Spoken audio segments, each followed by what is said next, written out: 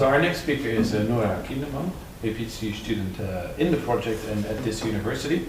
So she will probably share a few thoughts on it, but she is working in her PhD on fundamentalism, in all likelihood in relation to conspiracy thinking. And one of the things she has been doing and will be doing is mapping fundamentalism. And today she will share various thoughts on her scoping review that she carried out with a couple of others. So thank you so much, and the floor is yours. Thank you. Let me share my screen first.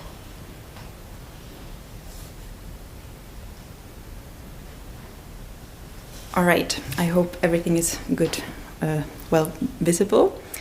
So in the next 30 to 35 minutes or so, I'll present the scoping review on the usages and the definitions of the term fundamentalism in the past 25 years.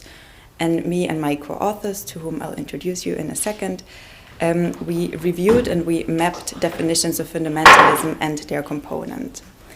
And before I start, I have to confess that I struggled a bit to make this a coherent presentation, because there's a lot of, well, descriptive things that I'm going to talk about, and there's a big methodological part that I'm going to talk about.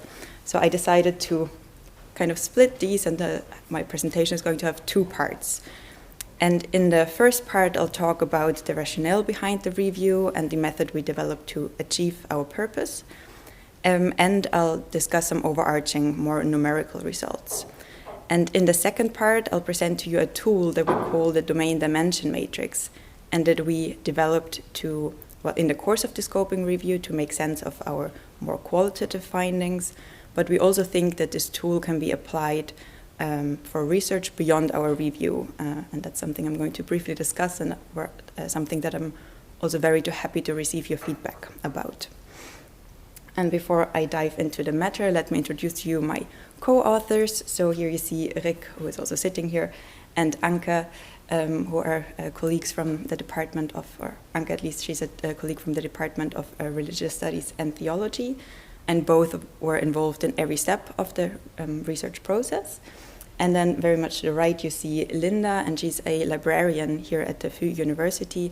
She actually has a medical background, but in the past she has helped many researchers from more like the humanities to apply systematic review methods that originate actually more like the life and health sciences to our fields of research. So she advised us a great lot on developing our methodology, and she conducted the literature searches for us. All right, so why should we be interested in actually improving our definition of fundamentalism? Why do we need a better definition? And here I'm afraid I'm going to reiterate some things that Rick already mentioned this morning, but I think not everybody was present then, so I hope you don't mind. So there's a couple of problems with the term fundamentalism. First, it's not clear so there's no clear and agreed upon definition. We don't know how to define this term. There's a lot of different definitions circulating around. And it's also unclear what the scope of the term should be. So it has its roots in the United States in the beginning of the 20th century, denoting a quite specific conservative Protestant movement with a very literalist bent that allegedly felt threatened by and reacted to certain modern developments. And then later in the 20th century, the term was also applied to other Abrahamic but also non-Abrahamic religious movements, such as Shia fundamentalism or the Jewish Gush Emunim and the RSS in India, for example.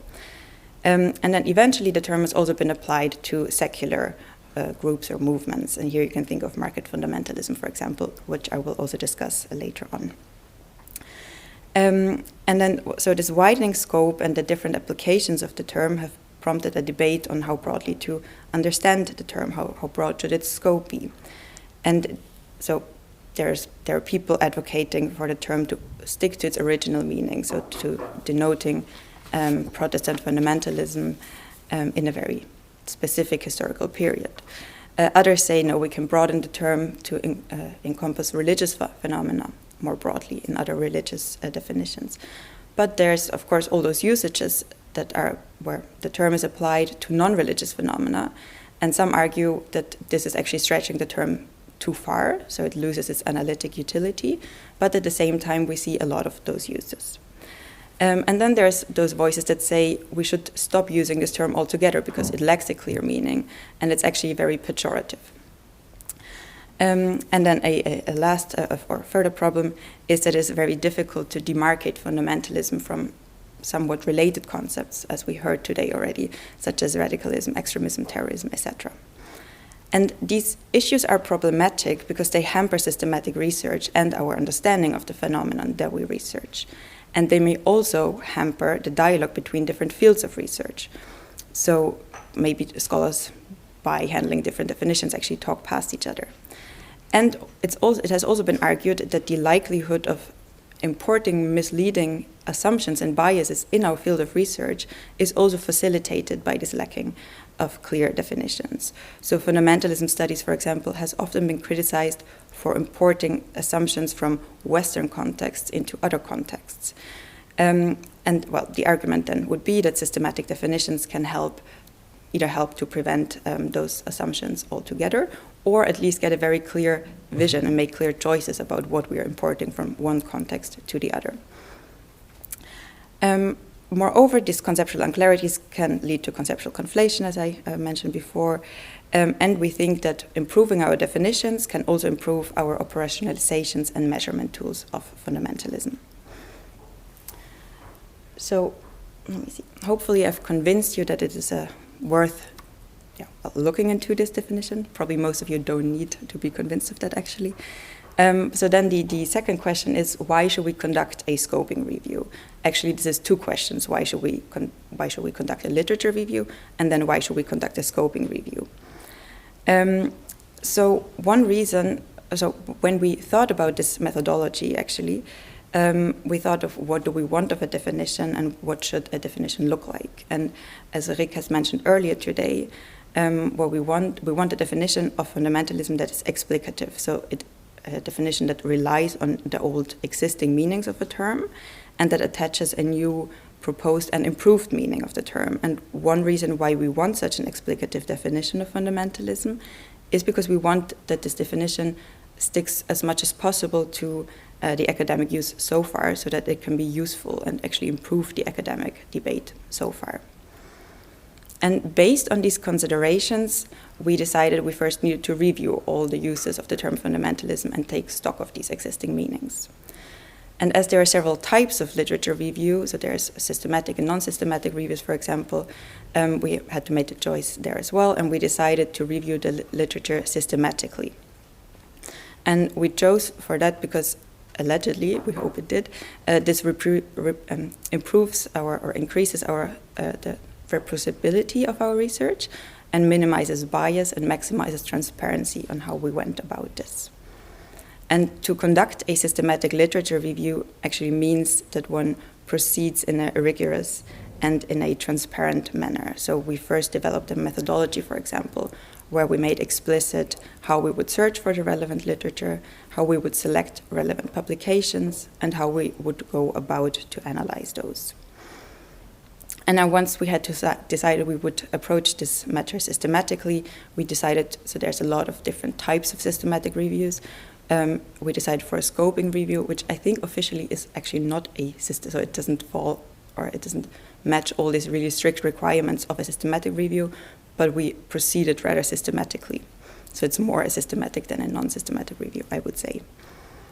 And scoping reviews are particularly suited for literatures for fields of literature when the literature is very large, complex, and heterogeneous.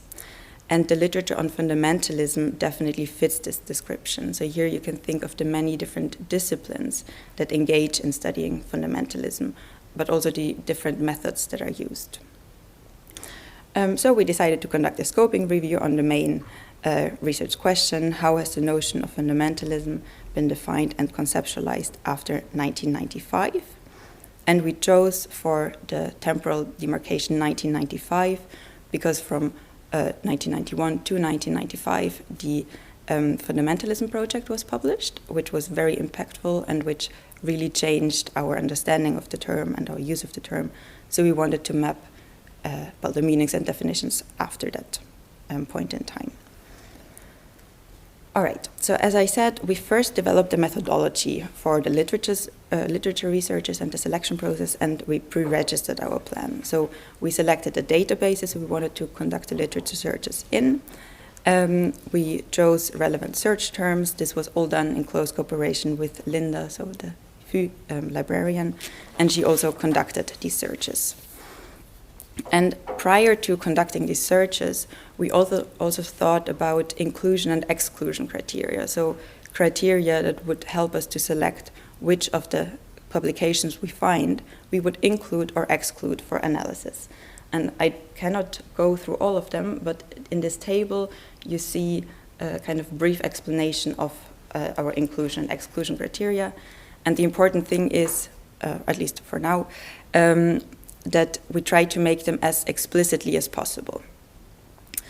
And we also, in this pre-registration, we also documented which information we wanted to extract from the publications we would analyze and how we were planning to do that. And once we got all those files with all the literature that Linda had found for us, Rick, Anke, and me, we started the screening. So we screened all the titles and abstracts first, and then we screened all the publications, or like all the full text of the remaining publications. So as I mentioned, we had this inclusion-exclusion criteria. So first we would, so it was sometimes, some of them are still a bit vague, or it was hard to apply them very consistently at first, because even though we tried to explicate them, we still had some, unexplicated thoughts or assumptions.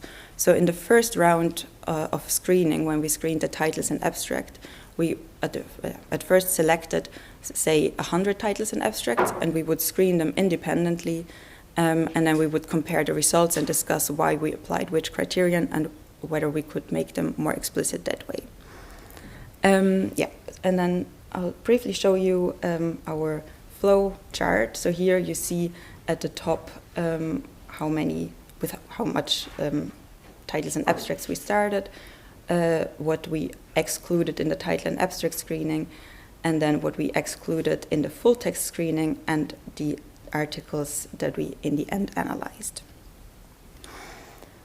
All right. The analysis was partly done qualitatively. And I'm not sure whether all of you are familiar with qualitative analysis, so I thought I can briefly illustrate how we went about this. So first we screened all the textual passages, or the entire text, to identify passages in which the term fundamentalism was explicitly defined or characterized. And then we assigned two types of codes to each of those text fragments. So we have here all those codes with a number, the FComp codes. They denote building blocks of the term fundamentalism, so conceptual building blocks. And then the FDEF, sorry, where am I here? The FDEF codes, they would denote the type of fundamentalism. So that's how we went about the qualitative analysis. And then I'll share just very briefly some overall findings with you. So as you hear, and those are more descriptive findings. So kind of the type of publications we found. So here you see that most publications that we analyzed were published in English, and that by far most publications that we analyzed were published by researchers affiliated to US American University. And here is a bit of a selection bias already implied in this, because we excluded studies that were written in, for example, Arabic or Russian, because we don't speak those languages. But still, even if you look at all the titles and abstracts we started with, those were a comparatively small amount of research, publications. You can here also see that most publications that we analyzed were psychological studies, followed by political sciences, sociology, and religious studies. And on the right side, you can see the types of fundamentalism we found. So we predominantly found religious fundamentalism, mostly Protestant and Islamic fundamentalisms, but we also found a quite large variety of non-religious or secular fundamentalisms. I put a small selection of all that we found on the right of this slide. All right.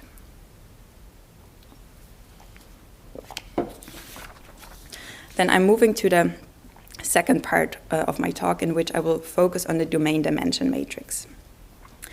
And this is, I'm going to hopefully make this clear to you in the remainder of my talk.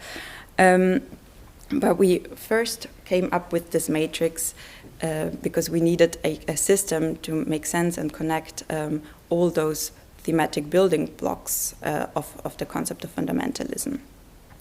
And when we tried to think about a system, how to cluster or maybe merge these codes, we discovered that fundamentalism was characterized in terms of typical beliefs, behaviors, emotions, wishes, and structures, and we termed those the ontological dimensions. And the codes in each of these dimensions could also be thematically ordered. So we distilled 6 thematic domains: the historical, the social, the political, the normative, the metaphysical, and the epistemic domain. And this is how so when putting those two together, we came up with this matrix, which we then termed the domain dimension matrix. And I'll very briefly walk you through the meaning of those dimensions and the domains. So let's start with the doxastic dimension here. The doxastic dimension contains characteristic beliefs and disbeliefs, but also levels of credence, for example, and the status of certain beliefs. And the behavioral dimension, which is a column to the right, contains types of individual and group actions and behaviors, but also specific instances of those. The affective dimension contains affects, passions, emotions, etc. The conative dimension contains wishes, hopes, goals, purposes, motivations. And the structural dimension contains quite a wide range of factual constraining or enabling conditions, and also higher level processes. And this might sound a bit vague now, but I'll hopefully might be able to illustrate this by referring to some examples. And then with regards to the 6 domains, so the historical domains, and I'm going row by row. The historical domain contains components of fundamentalism that concern larger historical processes and structures, and the social domain concerns the social nature of fundamentalism, as the name says. So various aspects relating to the in-group and the out-group, their relation, group structures, etc. The political domain has to do with all the components of the characterizations and definitions of fundamentalism that touch upon political beliefs, goals, behaviors, etc. The normative domain accommodates the facets of fundamentalism concerned with cultural and ethical norms and values. The metaphysical domain involves characteristics in terms of the fundamentalists' vision of the nature of, for example, the universe or God or people. And the epistemic domain concerns characterizations of fundamentalism in terms of the sources of knowledge it accepts and the ways of knowing it practices.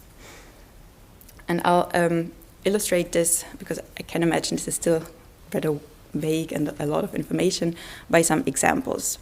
So here in the field 1A, so in the doxastic dimension of the historical domain, we would locate characteristics such as this belief in a historical narrative of paradise, fall, and redemption, which is often cited as a core characteristic of fundamentalism. And then here in 4C, so the affective dimension of the normative domain, we would locate emotions of outrage, for example, that are also often cited as a core characteristic of fundamentalism. And then here under 6D, so the conative dimension of the epistemic domain, here we would locate the frequently observed goal of fundamentalism to strive for intellectual certainty or define the true tenets of religion. And I think that this domain dimension matrix allows for much details, for example, in spelling out characteristics of fundamentalism in more detail. So one core characteristic of fundamentalism that is often cited is selectivity. And often this is kind of used as an undifferentiated term. But when you look more closely at the literature, you see that some talk about selectivity or the fundamentalist selectivity in applying traditions to the present, which then would be a behavior in the historical domain, or by selective modernization, so selectively embracing certain modern behaviors. But this selectivity has also an epistemic behavioral component by selectively interpreting for example, scriptures, but also the status quo, as an example. All right. I hope this made matters already a bit more clear. And then in what follows, I'm going to show you how we use this matrix in our scoping review. And I'll highlight some core characteristics of religious fundamentalism first and how we would order them in the matrix. And then I'll briefly turn to market fundamentalism to just illustrate how we applied this also to a secular fundamentalism, alleged fundamentalism. So religious fundamentalisms, as I had said, is the most recurrent type of fundamentalism, or are the most recurrent types of fundamentalisms. And I'm not going to walk through every step here, but highlight some aspects that are important. And I should also emphasize, because sometimes there's confusion about this, that what I'm discussing are the components of the definitions and characterizations of religious fundamentalisms by the authors of the publications we analyzed. So this is still descriptive. So summarizing the historical domain, and I'll start here at 1E, so the structural dimension of the historical domain. Religious fundamentalisms are described as a reaction to or a function of modern developments, such as secularization or globalization, or as a reaction to, for example, the at least perceived marginalization of religion. And such developments are often seen as inciting certain emotions, or moving to the affective dimension. So they incite, for example, fear and uncertainty. And such developments are also connected to certain doxastic beliefs. So I'm moving to the doxastic dimension now. So these developments are endowed with a religious meaning. So, for example, the belief in an idealized past, this belief that there was a paradise, a fall, and a redemption, or the belief that there's this ongoing cosmic struggle. And these interpretations are also connected often to certain wishes or connative states, such as the longing for an ideal past. And then lastly, this is again connected to certain behaviors, such as the selective appropriation of tradition and selective modernization. I'll be very brief with regards to the social domain. So religious fundamentalisms are characterized in terms of strong in- and out-group dichotomies, and these are reflected in the beliefs, the behaviors, the emotions, the goals, and the structures of fundamentalist movements. Then I'll also be brief about the political domain. So the political domain, or in the political domain, the most common theme is this idea that social and political institutions should be remodeled on the basis of religious principles. And this again translates in certain beliefs, behaviors, emotions, wishes, and structures, or the relation with broader structures. And then I'll move to the normative domain. So it has been observed that fundamentalists are rather conservative in their normative beliefs. So I'm here in the doxastic dimension again. So they're convinced of their own moral superiority, and normative beliefs about gender roles are very important for them, or for many fundamentalists at least. And furthermore, this also has a behavioral dimension, because fundamentalists are often described as being highly prescriptive in holding and defending these norms, in a very rigid manner. And then there's also this affective dimension connected to this, which is this fear of moral decline for example. I'm sorry. And then in the connative dimension, you would find this goal of moral purification, or the return to core values. And then in the structural dimension, here you can think about norms, for example, about the dress code, but such issues are in relation or comparatively discussed very little, which surprised us actually, at least in the publications that we analyzed. Moving to the metaphysical domain, so with regards to the doxastic dimension of the metaphysical domain, it is quite common that to all religious fundamentalisms that they have what has been called a Manichaean worldview. but further the specific content of the religious creeds can differ very much, actually. With regard to the conative dimension, fundamentalists long for the preservation of their faith and for returning to the roots of their faith. And with regards to the behavioral dimension, they're often observed as living in accordance with their religious norms, or at least their interpretation of the religious norms, and to be very defensive about their religion. The affective dimension, so in the affective dimension, what is most discussed is this fear of the declining faith. But for the rest, this is a dimension that has not been discussed very often, so we didn't find many components fitting in this particular square. So some authors talk about conversion experiences, for example, or the emotional impact of praying, but we didn't come across many definitions who would emphasize this emotional component of fundamentalism. And the same actually counts for 5D, so the structural dimension of the metaphysical domain. Here you could think, for example, of ritualized behavior, but also this is discussed quite seldomly and in very general terms.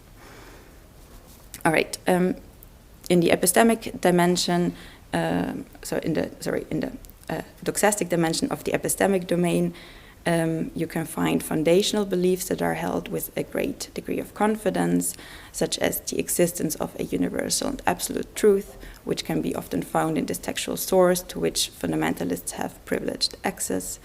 With regard to the behavioral dimension, fundamentalists are often portrayed in terms of somewhat vicious thinking, so dogmatic thinking, for example. And other epistemic behaviors that are regularly observed are the suppression of doubt or selective interpretation, a literalist reading, etc., etc. Then there's also certain emotions that are connected to the fundamentalist way of thinking. And here also you can think about, for example, anxiety or anger or hostility towards others. The conative dimension of the epistemic domain contains certain emotions for epistemic practices and thinking styles, such as the wish for intellectual certainty, for example. And then the structural dimension, in the structural dimension, what was most important is this authority of interpretation. So there's a hierarchy of who is allowed to interpret and whose interpretation counts. Then I'll very briefly move to market fundamentalism. So market fundamentalism was the most recurrent secular fundamentalism that we encountered in the literature. And it very briefly denotes this idea that the reign of the free market is a desirable thing. And there are various shared components with religious fundamentalism, at least according to the authors that discuss market fundamentalism. So they also observe this belief in a lost golden age, for example, or they claim that market fundamentalists hold a very strong us-them mentality and look down on the outgroup, for example. Some even argued that market fundamentalists think that the people with money are kind of the elected people, which would also mirror religious fundamentalist sentiments about their own in-group, for example. And also in the epistemic domain, market fundamentalists are said to believe in, for example, the absolute and universal truth of their basic creeds, such as, for example, that they possess the ultimate knowledge of the working of the market. And some even claim that they're quite scripturalist or literalist in their approach to, for example, reading Adam Smith, but also that they're selective in their interpretation of Adam Smith. But you can, of course, also see many differences between market fundamentalism and religious fundamentalism, for example, when it comes to the political, the normative, or the metaphysical domain. Okay. I hope this clarified what the domain dimension is and how we used it. And now I'll just reflect a bit on the further uses of the domain dimension matrix So we have seen that the term fundamentalism is a very broad term that is applied in many contexts, and we have also seen that the domain dimension matrix can help us to have a rich understanding what the term means in those different contexts and what its components are. And so first, and we think that this can thus be applied, or we hope that this can be applied for further research also, so that this can be a tool beyond this review. So first, we think, or we hope, that the domain dimension matrix can help us to develop an explicative definition of fundamentalism. So we think that by mapping the components of the definitions of fundamentalism so far, we can get a clearer idea of the meaning so far, and we hope that this can also help us to reflect on what we want the term to mean, how it is analytically useful, and how we can improve its meaning. And then secondly, we hope that the domain dimension matrix can also help to point out aspects of fundamentalism that need further research, for example, certain effects or experiences or structural components of fundamentalist movements. And then thirdly, we hope that the domain dimension matrix can be used for further research in studying and comparing specific fundamentalist movements to develop a rich understanding of them. We also hope that the domain dimension matrix offers a rich conceptual material that helps us to better understand internal and external dynamics of fundamentalism. So for example, when we know that certain beliefs interact with, to actually figure out how certain beliefs interact with certain emotions, or certain emotions interact with certain external structures. And then lastly, we also hope that a rich understanding of fundamentalism can inspire developments of explanations of fundamentalism. So of course, none of the aspects I discussed, or in that sense, the domain dimension matrix cannot help us explain fundamentalism.